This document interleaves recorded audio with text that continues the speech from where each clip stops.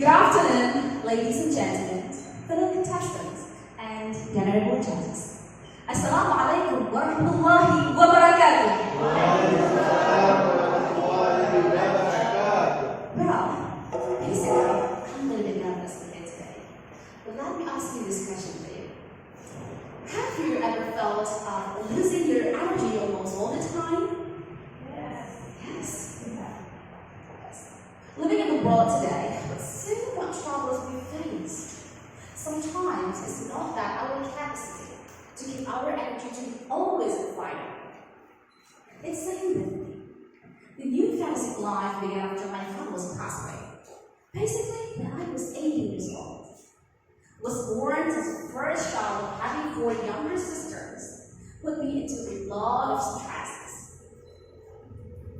Yes, I was struggling with my job, my study, and even my personal problem, which is very complicated at the same time. It's really hard, by the way. And it's still today, it's still feel hard. But what's different is that the way I react to this problem. Well, everyone, I'm Dengan, and today I will tell you something about how stoic optimism helps you to have a better life. Well, ladies and gentlemen, as we know that today's millennial society, they mostly face the mental health issue, right? Yes, of course. I feel it, by the way. But based on the research conducted by the Charles and analysts and secretaries of the University of Indonesia, it's found that about 95.4% of students have experienced anxiety symptoms. And 88% of students have experienced depression during the age of 15 to 24. See? That's so bad, by the way. And as we can see the quote, that most of the countries who suffer from depression, they go to seek for a psychologist. And then, when they require the treatment, they go to seek for a psychiatrist when then given absent. But unfortunately, based on the interview that I have seen and the book that I have read, some of the patients said medicine therapy is not last long, by the way, everyone. It is only about 2 weeks. Then the question is, can we keep it that way forever, by the way? No. If that was me, of course, I would get out of that prison. I don't want to be on that hand anymore. That's so hard. Well, and the story is like, when my friend, who is 6 years older than me, introduced me a very relaxed and antique philosophy, which comes from the Hellenistic era. It's called Stoicism. Or maybe some of you have listened about Stoicism by the way before? No, I can't let me tell you that. Stoicism is a philosophy which designed to make us more resilient, happier, more virtuous, and wiser. That's interesting. And how philosophy helped me to study is a lot. If I recall memory about how happy I was then today, I realized that it could basically ruin my entire focus in my life. So I don't want to focus on that kind of things. What I learned about philosophy is so much. It teaches me how to keep calm in stress. Yes, because in our life, we're not just learning about how to deal with a negative experience, but we also have to learn about how to face and how to react with a positive mindset when we have a lot of problems in our life. Well, ladies and gentlemen, I found a very powerful message of this philosophy. If you can control the problem you have in your life, so what do you do? Take a lesson from it. Then only focus on what you can control. So peaceful, right? Yes, of course. That's making me more relaxed in my life, but I face a lot of problems by the way.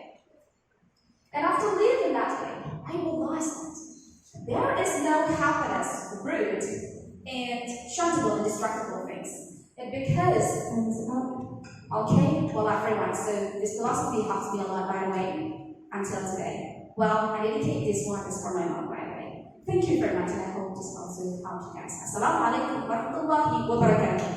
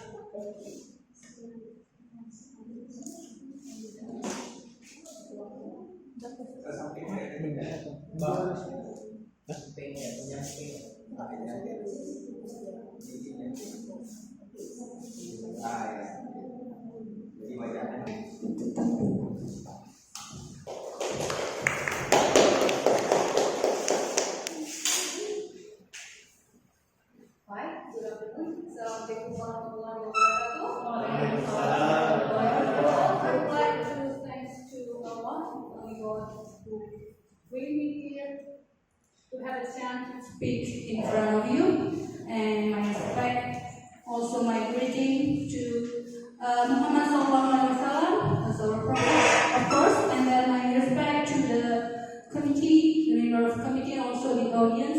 I thought first I have so many audience, but actually it's not really. So today what I would like to talk is about cell phone. Cell phones today, as you see that you cannot imagine, you can throughout the day without a cell phone, right? So we need a cell phone to contact our partner, for our business, for our family, and also lately what we see is children on mobile phone, right? Do you think this kind of thing is good for them or not? Me, actually myself, I don't think children. What I mean children here is that children under 12 years old and above 3 years old is not really proper for them to have a mobile phone. Through this mobile phone, they're really easy to access, to receive videos, pictures that I think their parents would not allow them to have it. So this is a big risk lately, and also children who use this mobile phone also is not only for their time for school, not only for homework, they use also for good things, yeah? Not only bad things. But the bad thing is that some children, they are really seeing bad things and also addicted to games. So me as a parent, I show it to my children and it is not really good. It is a decreasing of morality of children. Imagine when they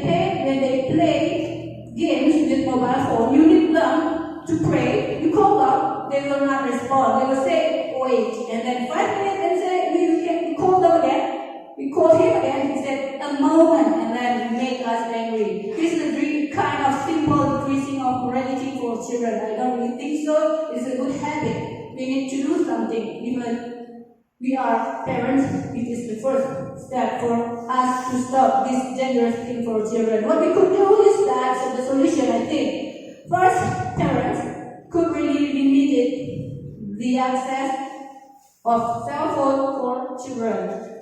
Let's say, for example, per day they have phone for 5 hours. We can decrease them for 4 hours in 1 week, and then another week we can decrease it by 3 hours, and then 2 hours, and then blah blah blah until it's decreasing until 0 and until it's gone, right? And also we are as a parent. Me as a parent, of course you are not a parent yet, but maybe after you can also implement for your sister or your brother at your house.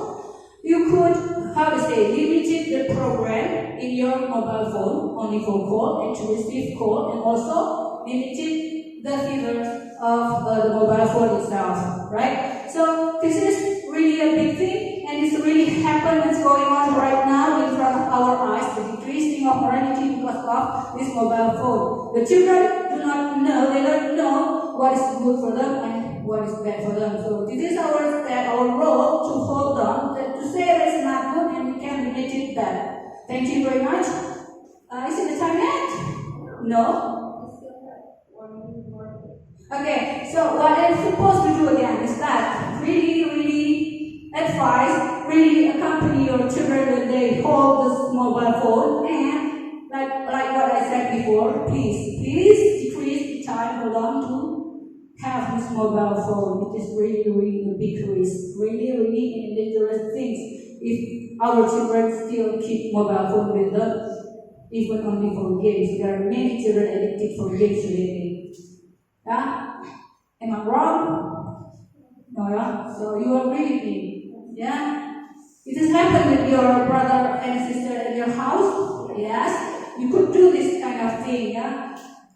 Say to your mother, they can have mobile phone, like say first they have 5 hours per day, then decrease it 4 hours per day for 1 week, and then another week 3 hours per day, and then another 3 weeks, decrease until done, and you can fill it with positive things like play, like let's do something that they really need motivation to do, right? So this is a very, how to say, this is me as a parent, I see this very dangerous thing. Yeah, thank you very much. Assalamualaikum warahmatullahi wabarakatuh.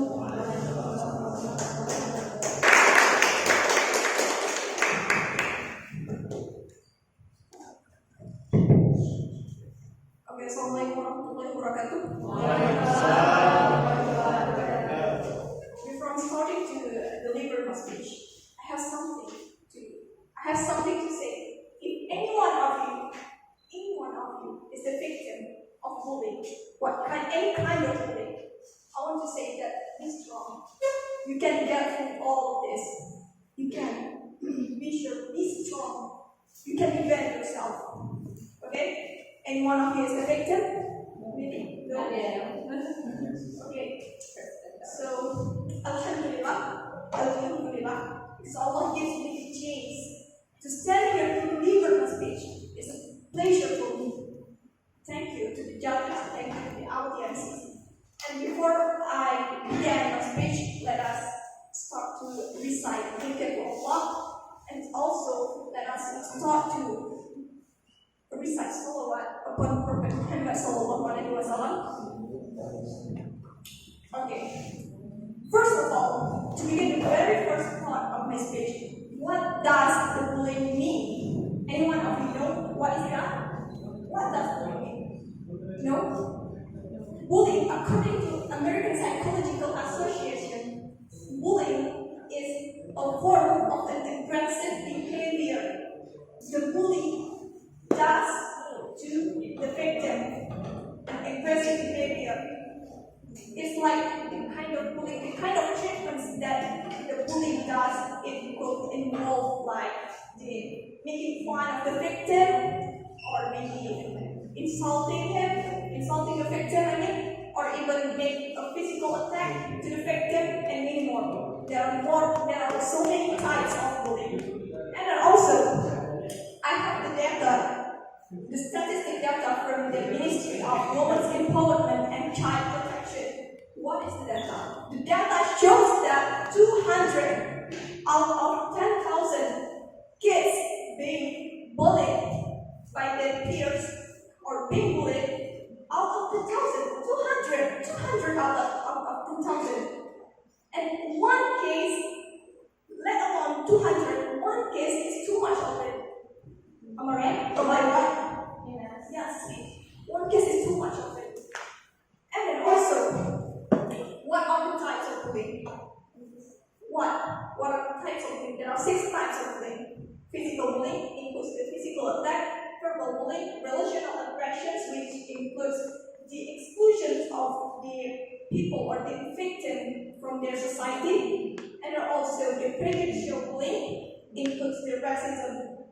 I'm pretty sure that all of you know what racism is. And then also we have cyberbullying, which quite common these days, and also sexual bullying. And also, what is the solutions for this? I do have, from my perspective, I do have some solutions for this. First of all, avoid judging others. Avoid thinking bad of others. Even the person looks unpleasant or something, even the person looks bad, no, please avoid that mind. Please avoid that thought of judging. And also, don't involve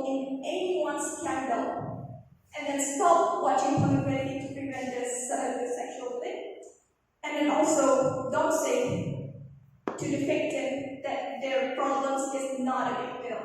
Never say that. That's dangerous for the victim. Okay, so I have also the other solution. Other solutions from good therapy that will do RT.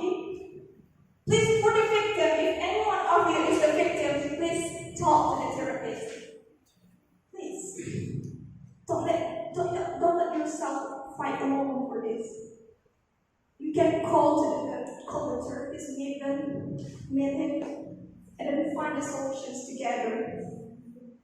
And also to the victim, I hope that you can stand strong. I hope you can defend yourself, strengthen your confidence, boost your confidence, and then also learn new skills so that you can cope with your trauma, you can cope with the difficult situations you have experienced, so that I hope that you can recover sooner.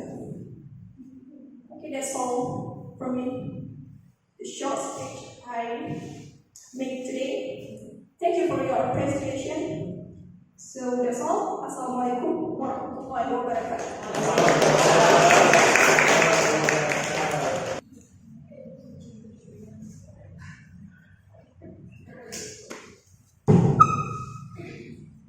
Assalamualaikum warahmatullahi wabarakatuh. Hamdan wa syukurillah, sholatan wa salaman ala rasulillah, wa ala alihi wa sahbihi wa man tabi'ah. Amma ba'd.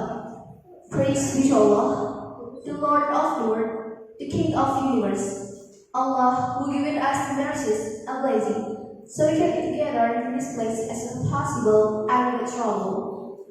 Peace and salutation always descending to our Prophet, our Messenger, Nabiullah Muhammad Sallallahu Alaihi Wasallam, who have guided us from the darkness to the lightness. Honorable juries and all audiences who have a chance today. Standing here in front of you all, I would like to speak about how to face this globalization era. As we all know, nowadays our world is in the globalization era. We often hear it. However, what is globalization? Globalization is the process of transformation of local or regional phenomena into global or international phenomena. This process includes transformation of economic, technological, socio-culture, and politics. In other words, every country in this world can influence other countries. Because of this globalization era, this word reached many countries like global village. This term refers to the fact that people are considered to live in this planet without borders and without limitation. People are able to exchange kinds of information easily, and there is no barrier to interact with other people from all over the world. Dear audiences, globalization has various aspects which affect the world, such as in industry, finance, technology, and socioculture. If our country wants to survive in this globalization era, what should we do? We must be smart. We should take all of the positive effect of the globalization, but not the negative ones. For example, we need to adopt and learn high technology in order to develop our country. On the contrary, we must not imitate their attitudes or behavior from other countries like free sex and drug abuse. It cannot be denied that globalization has a lot of changes on board. So, the question is, what should we do in order to face this globalization era? The first one is build up and study good characters based on religion. If you are Muslim, the guide of our life is Islam. As Allah said in Holy Quran Surah Al-Maidah verse 3, "This day I have perfect for you your religion and complete my favor of you, and have approved for your Islam as religion." The second one is build up and study good characters based on religion. Maybe ever know the quote from Margaret Thatcher saying that what you thought, for they become your words. What you words, for they become your habits. What your habits, for they become your characters. What your characters, for they become your destiny. In other words, what you think will become. We know that the youth of today are the leaders of tomorrow, and we are taking a role of this globalization era, and we will take a lot of the responsibility of our world. Maybe that's all I can say for you. Hopeful it will be useful for all of us. Thanks for your attention. Wabillahi taufiq wal hidayah. Assalamualaikum warahmatullahi wabarakatuh. Assalamualaikum warahmatullahi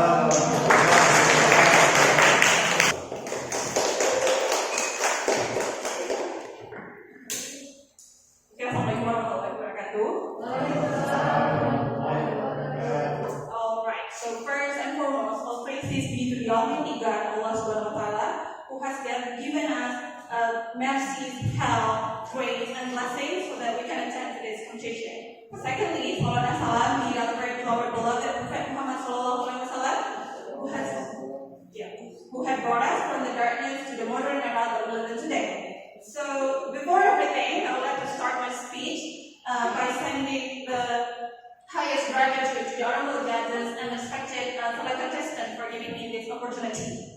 Well, today I would like to present you a speech about everything is possible. Well, to begin with, now I'm going to tell you an incredible story of Henry Santiago, who was 17-year-old at that time. At first, he didn't really pay attention that he would get into trouble until the symptoms started to get worse. He began to experience dizziness, numbness, and severe back pain. At the time, he also began to see another symptom, which is his legs began to tremble, and also he could only stood barely on his feet. And then another thing happened. In one afternoon, his mother asked him to lead the Asar prayer that day. However, he at first insisted that he would not lead the prayer. However, his mother insisted him, and then reluctantly he decided to fulfill his mother's request. By the time when he reached the bowing position, all of a sudden his body was collapsed, and he was exactly collapsed to the ground, right? And then after that, at that time, he felt depressed, anxious, and crying at the same time, as if there was lightning in the broad daylight. Well, the Henry Santiago was diagnosed with lymphoma, a cancer of the lymphatic system which causes body to paralyze from waist down to his legs. So, ever since, he was never be able to walk again just like he used to. And then, in the following day, he began to lock up himself in his bedroom. He refused to talk to anyone and didn't go to school for months. However, his father couldn't bear this condition anymore. Like, he forced himself to break into the room to talk to Henry. And when he got in, he could see the sorrow of Henry's face. And then he began to talk to Henry. Well, that is about an option. The first option is to get out of your bed and start to show the world that your disability is not limiting you, actually. And the second option is to stay in your bed, and mourn and keep comparing yourself to others. And then remember that Allah never let you down, but you're the one who put yourself down. And also remember, keep in your mind that Allah will never change a conditional person unless they strive to change themselves. And then 10 minutes later, he decided to get out of his room and told his mother that he would go to school again. And by the time though, he started to push himself and put his best effort as he could to achieve his dream. And every struggle was paid off. In 1993, he got accepted to the Institute Pertanian Bogor, and then he continued his master's degree at Magister Management and got cum laude. And then he also got his dual master at Monash University in Australia in 1997. And then it didn't stop there. He also got and selected to become the CEO of General Electric. Anybody know what is General Electric? No. It's actually one of the oldest companies in the world, which was established by Thomas Alva invented life. Yes, the one who invented life. Then he also became one of the youngest CEO of TE around the world. And all of these achievements really put me in awe. Like, oh my God, disability did not limit him to achieve his dream. And then there are three more lessons that I learned from this story. The first one, it taught me about grit. Grit is actually perseverance, or having the mindset to stick in one particular goal for a long term. So you will be sticking into one goal and trying so hard to make the dream become reality. And this is what Henry did, right?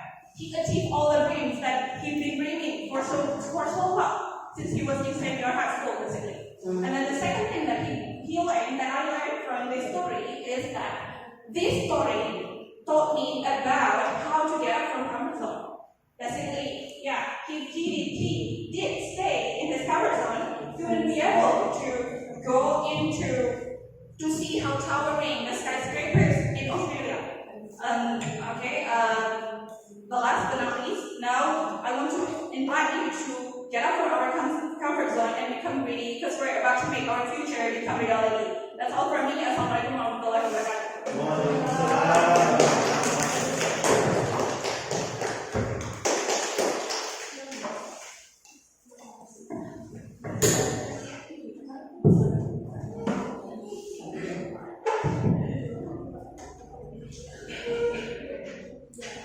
Assalamualaikum warahmatullahi wabarakatuh.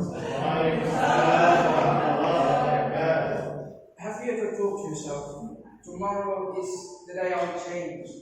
Tomorrow I'll get up early, I'll pray, I have a breakfast. Tomorrow is the day I'm going to change into who I really want to be, the best version of myself. Well, change doesn't come easy. You have to incorporate certain habits in your life that will eventually lead to you becoming the best version of yourself. So, how long will it take to change, to form new habits? A lot of people have said that it must take 21 days.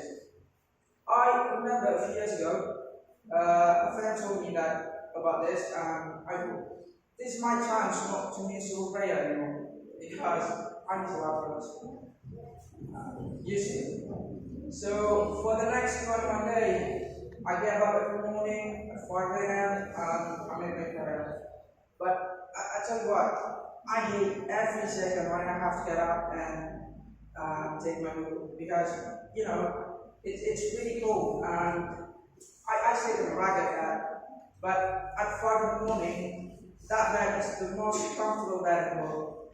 So by day 22, that ragged bed one, I quit. I thought, okay, maybe I'm just going to be a little bit better than this one, because whatever. I do not exaggerate if I say that this 21 days theory is the most famous myth in the world of self-development. Let me break it down to you about this theory. Dr. Maksalmina, he was a plastic surgeon in the 50s, and he noticed a strange pattern among his patients. For example, in a nutshell, the patients seeing or to get used to the new look exactly after 21 days. And he also noticed that if a patient have the arm or the leg amputated, they start to get used to their new condition exactly after 21 days. So he published his theory in a book that went very famous in that era. It certainly makes sense why people believe or starting to believe in this theory. Because 21 days is considered a really short period of time, which means it's something you actually can do. And 21 days is also long enough to consider as a difficult challenge, but not impossible. I mean, who would love to change their life within 21 days? I would, and I'm sure you would too. We go for it in a heartbeat.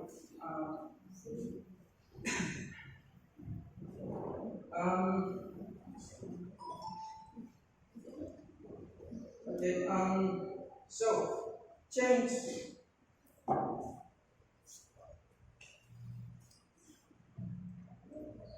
Sorry, I'm a bit nervous. It's my first time, so yeah.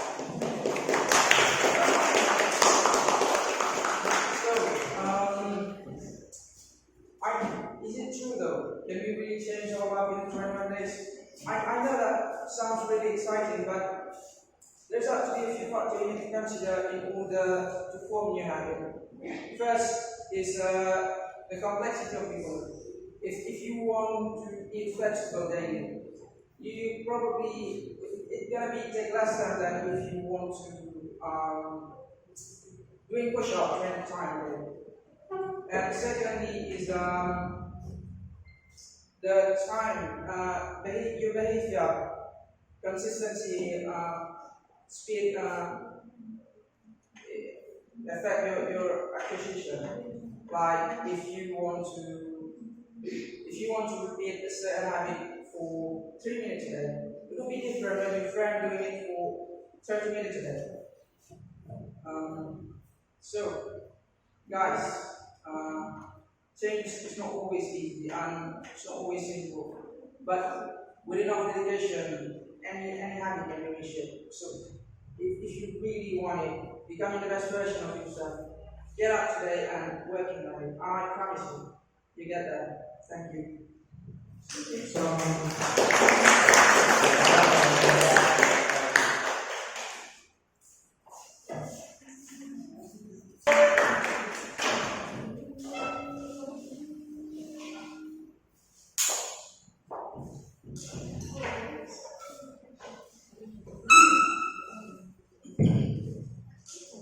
Assalamualaikum warahmatullahi wabarakatuh.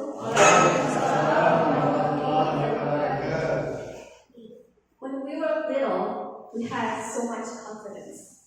We didn't care about our looks. But after we grew up, we cared so much about our looks. Is my skin too dark? Is my skin too bright? Am I too thin? Am I too fat? Am I too short? Am I too tall? Am I enough? Honorable judges and beloved audience, good afternoon. My name is Syafwina, and I'm going to speak about how insecurity has affected me in a good way. Ladies and gentlemen, do you have a part of your body that makes you so insecure? I have. As you can see, I have a birthmark on my face. People call it confidence spot.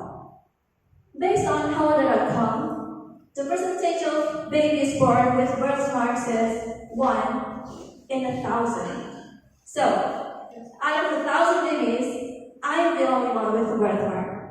So I was just like a limited edition baby. When I was a child, I never worried about this birthmark. Even it's right on my face where anyone can see it. But one day at the 1st grade, there was this little boy, my classmate. He mocked me all day at school just because I had a birthmark on my face. And then at home, when my mom was preparing dinner, I asked her, why do I have a birthmark on my face while anyone have it on another part of their body? Even most of them don't have it at all. And then my mom said, it's a gift from God. Don't worry, you're still beautiful. And as a child, I didn't understand what did she mean by a gift from God. And then I became a teenager. As a teenager, I was like the most confident teenager ever. When all of my friends complained about their looks, I accepted myself. I was so thankful about my physique. But suddenly, the more I gained age, the more I lost confidence. There were times when I saw myself in the mirror and questioned about my physique. I thought I could be prettier if I didn't have this birthmark, or I have a smaller nose, smaller teeth, thinner lips, brighter skin. In fact, I was considered to remove this birthmark because I thought it made me ugly and no one wants to marry me because of it. But thank God one day, I watched these videos on YouTube about these gorgeous models. Their body covered with birthmarks everywhere. Even they have much much bigger birthmark on their face, bigger than mine. But these gorgeous women are models. And I was wondering, do people really think they're beautiful because of their birthmarks? And yeah, people don't see their birthmarks make them ugly. People see their birthmarks make them unique. And that uniqueness makes them beautiful in a different way. And I was realized that this birthmark also made me beautiful in a different way. When I was born, God gave it to me as a gift. He chose me over than 999 other babies at the time. And there was a reason why. And for me, the reason is because he knew that I can see the beauty of this birthmark. And I think that people see that too. So that's why I'm here today, to make you see how beautiful my birthmark is.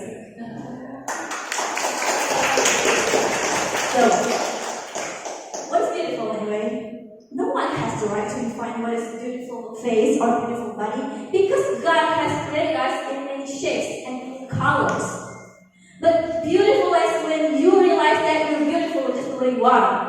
When you don't care about the nonsense of the beauty standard or the beauty goals. When you stand in front of the world and say, this is me, there is nothing wrong with me. I won't change you. You are the one who should change your mind. I lost my confidence once because of this birthmark. And I got it back because